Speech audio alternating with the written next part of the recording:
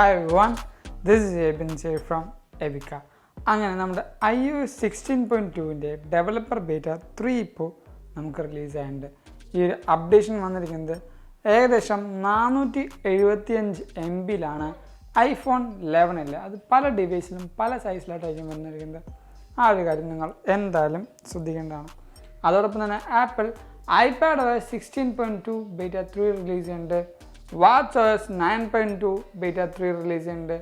macOS 13.1 beta 3 release ചെയ്യുന്നുണ്ട്. tvOS 16.2 beta 3 release ചെയ്യുന്നുണ്ട്. അവസാനമായി audiOS 16.2 ബീറ്റ 3 റിലീസ് ചെയ്യുന്നുണ്ട്. audiOS 16.2 എന്ന് പറയുന്നത് നമ്മുടെ HomePodOS 16.2 ആണ്. ആപ്പിൾ അതിനെ ഒഫീഷ്യലി വിളിക്കുന്നതാണ് audiOS 16.2 എന്ന്. പിന്നീട് നമ്മുടെ ഈ ഒരു iOS 16.2-ൻ്റെ വിശേഷങ്ങൾ പറയുന്നതിന് തൊട്ട് മുമ്പായിട്ട് ഞാൻ നിങ്ങളെ എല്ലാവരെയും നമ്മുടെ സ്വന്തം ആപ്പിൾ ടെലിഗ്രാം കമ്മ്യൂണിറ്റിയിലേക്ക് ഇൻവൈറ്റ് ചെയ്യുകയാണ്. അപ്പോൾ അവിടെ ജോയിൻ ചെയ്യുകയാണെങ്കിൽ ആപ്പിൾ വരുന്ന ഓരോ പുതിയ ലീക്സും റൂമേഴ്സും അപ്ഡേറ്റ്സ് ന്യൂസും വാൾപേപ്പേഴ്സും നിങ്ങൾക്ക് അറിയാൻ പറ്റുന്നതാണ്. അപ്പോൾ അവിടെ ജോയിൻ ചെയ്യാനെങ്കിൽ ഞാൻ നമ്മുടെ ഡിസ്ക്രിപ്ഷൻ ബോക്സിൽ കൊടുത്തേക്കാം, അല്ലെങ്കിൽ ഈ കാണുന്ന QR കോഡ് ജസ്റ്റ് ഒന്ന് സ്കാൻ ചെയ്താൽ മതി. ഇപ്പം തന്നെ ഒരു ആപ്പിൾ ടെലിഗ്രാം മെമ്പറായിട്ടും നിങ്ങൾക്ക് മാറാൻ പറ്റും. അപ്പോൾ തുടക്കം തന്നെ നമ്മുടെ ഈ ഒരു അപ്ഡേറ്റിൻ്റെ ബിൽ നമ്പർ സ്റ്റാർട്ട് ചെയ്യാം. അതായത് നമ്മൾ സെറ്റിങ്സിലേക്ക് പോവാം. അവിടെ ജനറൽ എബൌട്ട് സെക്ഷനിൽ പോയി കണ്ട് നമ്മുടെ സോഫ്റ്റ് വേർഷൻ ടാപ്പ് ചെയ്യുമ്പോൾ ഇപ്പോൾ നമുക്കിവിടെ കാണാൻ പറ്റും 20C5049E എന്ന്. ശരിക്കും ഓരോ ബീറ്റ വരും തോറും അല്ലെങ്കിൽ ഓരോ ബീറ്റ കൂടുന്തോറും നമ്മുടെ ഈ ഒരു ബിൽ നമ്പറിൽ ആൽഫബറ്റ് കുറഞ്ഞു വരണം. അതായത് ഇന്ന് C ആവണം, പിന്നെ A ആവണം. അങ്ങനെയാണ് നമ്മൾ ഒഫീഷ്യൽ ബിൽ നമ്പർ, അതായത് RCയിലേക്കൊക്കെ അടുത്തെത്തിയെന്ന് മനസ്സിലാക്കുന്നത്. പക്ഷേ ഇപ്പോഴും ബീറ്റ 3 ആയിട്ട് നമ്മുടെ ഈ ഒരു ബിൽ നമ്പർ ഇയിൽ തന്നെയാണ് സ്റ്റിക്ക് ഓൺ ചെയ്യുന്നത്. അതെന്താണെന്ന് നമുക്ക് ഇപ്പോഴും അഡ്രസ്സ് ചെയ്യാൻ പറ്റിയിട്ടില്ല. പിന്നീട് ഈ ഒരു അപ്ഡേറ്റിൽ നമുക്കൊരു പുതിയ മോഡേൺ ഫേമിൻ്റെ അപ്ഡേഷൻ വരുന്നുണ്ട്. iPhone 14 സീരീസിൽ മാത്രമാണ് ആ ഒരു അപ്ഡേഷൻ നമുക്ക് ഇപ്പോൾ നിലവിൽ വന്നിരിക്കുന്നത്. ആ ഒരു മോഡേൺ ഫേമിൻ്റെ അപ്ഡേഷൻ കാരണം എന്തെങ്കിലും കണക്റ്റീവായ ഇഷ്യൂസൊക്കെ ഉണ്ടെങ്കിൽ നമുക്ക് കുറച്ചൊക്കെ റിസോൾവ് ആവാനുള്ള നല്ല ചാൻസ് ഉണ്ട്. പിന്നീട് മാറ്റങ്ങൾ എവിടെയൊക്കെയാണെന്ന് ചോദിച്ചാൽ നമ്മുടെ ഏറ്റവും ആദ്യം വന്നിരിക്കുന്നത് നമ്മുടെ 14 Pro സീരീസിൽ വന്നിരിക്കുന്ന മാറ്റങ്ങളാണ്. അതായത് ഓൾവേസ് ഓൺ ഡിസ്പ്ലേ ആണ് നമുക്ക് ആദ്യത്തെ ചേഞ്ച് വന്നിരിക്കുന്നത്. നമ്മൾ 14 Proയിൽ ഡിസ്പ്ലേ ആൻഡ് ബ്രൈറ്റ്നസ്സിലേക്ക് പോയി കഴിഞ്ഞാൽ നമുക്കിവിടെ ഓൾവേസ് ഓൺ ഡിസ്പ്ലേ എന്ന ഓപ്ഷൻ കാണും. ഇപ്പോൾ എൻ്റെ iPhone 11 ആയതുകൊണ്ടാണ് എനിക്ക് ആ ഓപ്ഷൻ ഇല്ലാത്തത്. നിങ്ങൾക്ക് എല്ലാവർക്കും അറിയാവുന്ന പോലെ ഞാൻ നമ്മുടെ ഈ ഒരു iPhone 14 Proയിൽ ഓൾവേസ് ഓൺ ഡിസ്പ്ലേയിൽ പോകുമ്പോൾ ഇപ്പോൾ നമുക്ക് ഷോ വാൾപേപ്പർ, ഷോ നോട്ടിഫിക്കേഷൻ എന്ന ഓപ്ഷൻ ഉണ്ടാകും. ഈ ഒരു ഓപ്ഷൻ എന്തിനാണെന്ന് വെച്ചാൽ നമ്മുടെ ഈ ഒരു ഷോ വാൾപേപ്പർ എന്ന് പറഞ്ഞ ഓപ്ഷൻ ടോഗിൾ ഓഫ് ചെയ്താൽ നോർമൽ ആൻഡ്രോയിഡിലൊക്കെ കാണുന്ന പോലെ ഓൾവേസ് ഓൺ ഡിസ്പ്ലേ ബ്ലാക്ക് ആയിരിക്കും, വേറെ ഒന്നും കാണിക്കില്ല. നമ്മുടെ ടൈമും വിജിറ്റും പിന്നെ നോട്ടിഫിക്കേഷൻ ഉണ്ടെങ്കിൽ ആ നോട്ടിഫിക്കേഷനും ബാക്ക്ഗ്രൗണ്ട് ഫുൾ ബ്ലാക്ക് ആയിട്ടായിരിക്കും കാണിക്കുന്നത്. ഈ ഒരു ഷോ നോട്ടിഫിക്കേഷൻ ടോഗിൾ ഓഫ് ചെയ്താൽ ആ നോട്ടിഫിക്കേഷൻ നമ്മുടെ ലോക്ക് സ്ക്രീൻ ഉണ്ടാവുന്ന ഈ സൈഡിലുണ്ടാവുന്ന നോട്ടിഫിക്കേഷനും അത് ഓഫ് ചെയ്യും. നമ്മുടെ ആൻഡ്രോയിഡ് ഡിവൈസിലൊക്കെ കാണുന്നത് ഡിസ്പ്ലേ ഫുൾ ബ്ലാക്ക് ആവാനും അതേപോലെ ടൈമും കാര്യങ്ങളും മാത്രമായിരിക്കും ഉണ്ടാവുന്നത്. അടുത്തൊരു മാറ്റമാണ് നമ്മുടെ iPhone 14 സീരീസ് റിലീസായ പറഞ്ഞാണ് എമർജൻസി SOS വിയ സാറ്റലൈറ്റ് എന്ന ഓപ്ഷൻ. ആ ഒരു ഫീച്ചർ ആപ്പിൾ ഇപ്പോൾ ഒഫീഷ്യലി ലോഞ്ച് ചെയ്തിട്ടുണ്ട്. ഈ ഒരു ഓപ്ഷൻ എല്ലാ iPhone 14 സീരീസിലും അവൈലബിൾ ആണ്, only in Canada and USA. നമ്മൾ ഡിസംബറൊക്കെ ആകുമ്പോഴത്തേക്കും ബാക്കി കുറച്ച് രാജ്യങ്ങളിലേക്കും അത് സ്പ്രെഡ് ചെയ്യും. ആ ഒരു വരുന്ന കൊല്ലത്തോടെ നമ്മുടെ ഈ ഒരു ലോകം ഫുള്ളുമുള്ള എല്ലാ കൺട്രികളിലും അവരുടെ ഗവൺമെൻറ് സപ്പോർട്ട് അനുസരിച്ച് ഈ ഒരു ഫീച്ചർ അവർ എക്സ്പാൻഡ് ചെയ്യുമെന്നാണ് ആപ്പിൾ പറയുന്നത്. ഈ ഒരു ഓപ്ഷൻ നമുക്ക് ഇപ്പോൾ iPhone 14 സീരീസിൽ ഇപ്പോൾ അവൈലബിൾ ആയിട്ടുണ്ട്. അപ്പോൾ കാനഡയിലും അമേരിക്കയിലുള്ള കൂട്ടുകാർക്ക് മാത്രം അത് ട്രൈ ചെയ്ത് നോക്കാമെന്നാണ് ഇപ്പോൾ ഡെമോ സീരീസ് ആയിട്ട് ഇപ്പോൾ ആ ഒരു എമർജൻസി SOS നമുക്കിപ്പോൾ അവൈലബിൾ ആയിട്ടുണ്ട്. അടുത്ത മാറ്റം എന്ന് പറയുന്നത് നമ്മുടെ സിറിയിലാണ്. സിറിയിലെ മാറ്റം പറയുന്നത് നമ്മൾ നേരെ സെറ്റിങ്സിൽ ആക്സസിബിലിറ്റി പോയി തൊട്ട് താഴത്തേക്ക് പോകുമ്പോൾ നമ്മൾ സിറിയിലേക്ക് പോവുക. ഇപ്പോൾ നമുക്കൊരു പുതിയ ഓപ്ഷൻ വന്നിട്ടും പ്രിഫർ സൈലൻറ്റ് റെസ്പോൺസ് എന്ന്. ആ ഒരു ഓപ്ഷൻ ഇപ്പോൾ നമ്മുടെ ഈ ഒരു സിറിയിൽ വന്ന പുതിയൊരു മാറ്റമാണ്. വലിയൊരു കാര്യമായിട്ട് പറയാനില്ലെങ്കിലും നമ്മുടെ സിറിയിൽ വന്ന ചെറിയൊരു ചേഞ്ചാണ്. അതാണ് ഞാൻ നിങ്ങളുടെ അടുത്ത് പറഞ്ഞത്. അടുത്തതായിട്ട് നമ്മൾ റിലീസ് നോട്ട് നോക്കാവുന്നതാണ്. റിലീസ് നോട്ട് നോക്കുമ്പോൾ നമ്മുടെ ഫീഡ്ബാക്ക് ആപ്പിലേക്ക് പോയി കഴിഞ്ഞാൽ നമ്മുടെ റിലീസ് നോട്ട് നമുക്കിവിടെ ഫുള്ള് കാണാൻ പറ്റും. നമ്മൾ റീസെൻ്റ് ആക്ടിവിറ്റിയിൽ നമ്മൾ ടാപ്പ് ചെയ്യുക.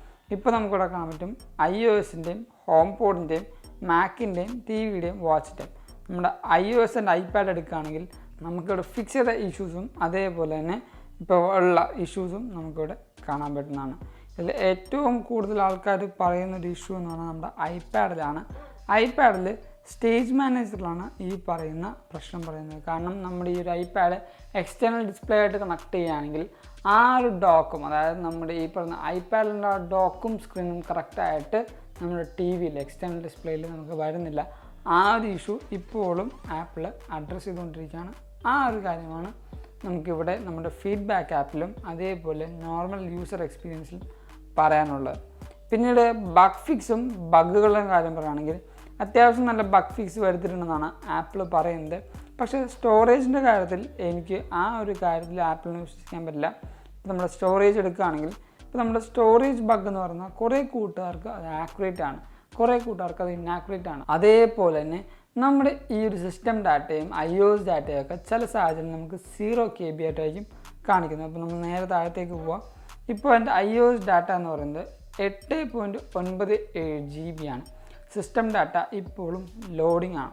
ചില കൂട്ടുകാർക്ക് ഈ ഒരു ലോഡിങ് ഇങ്ങനെ കണ്ടിന്യൂസ് ചെയ്ത് ലോഡായിക്കൊണ്ടിരിക്കും. ചില കൂട്ടുകാർക്ക് ഇത് 0 KB ആയിരിക്കും. അതൊക്കെയാണ് നമ്മുടെ ഈ ഒരു സ്റ്റോറേജ് ബഗ്ഗിൽ നമുക്ക് കാണുന്ന ഏറ്റവും വലിയ ബഗ് എന്ന് പറയുന്നത്.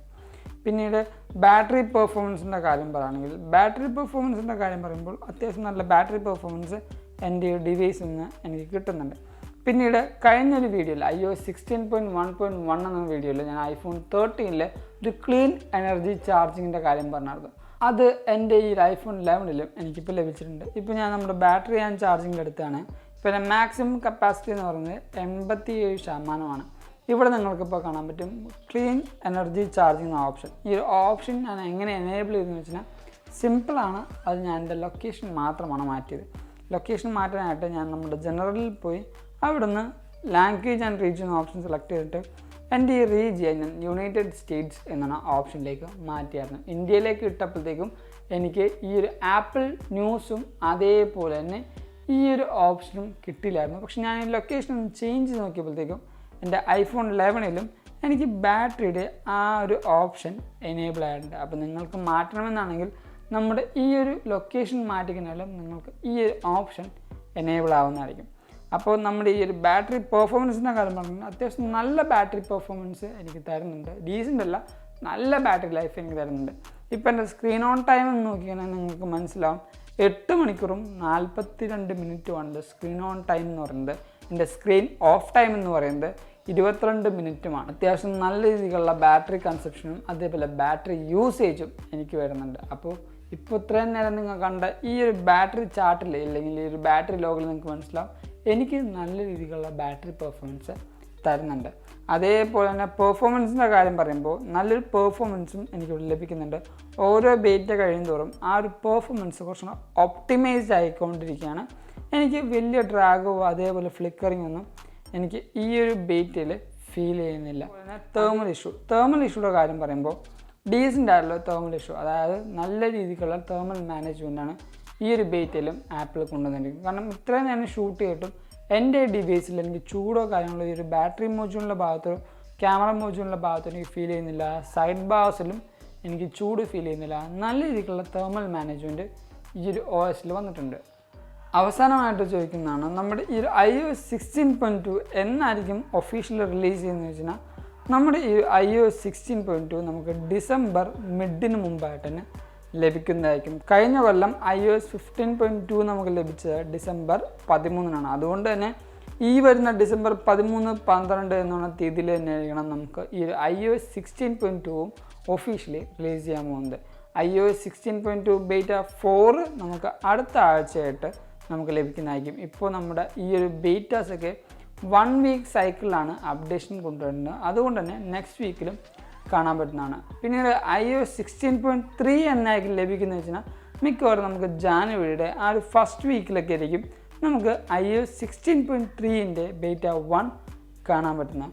അപ്പോൾ ഇതൊക്കെയാണ് നമ്മുടെ ഈ ഒരു iOS 16.2 ബീറ്റ 2 നമുക്ക് പറയാനുള്ള വിശേഷങ്ങൾ എന്ന് പറയുന്നത്. ഈ ഒരു വീഡിയോ നിങ്ങൾക്ക് എന്തായാലും ഇഷ്ടപ്പെട്ടു, അതേപോലെ ഹെൽപ്ഫുൾ ആണെന്ന് കരുതുന്നു. അതുകൊണ്ട് തന്നെ നമ്മുടെ ഈ ഒരു വീഡിയോ ഇപ്പോൾ തന്നെ ലൈക്ക് ചെയ്യുക, എല്ലാ കൂട്ടർക്കും ഈ ഒരു വീഡിയോ ഷെയർ ചെയ്ത് കൊടുക്കുക.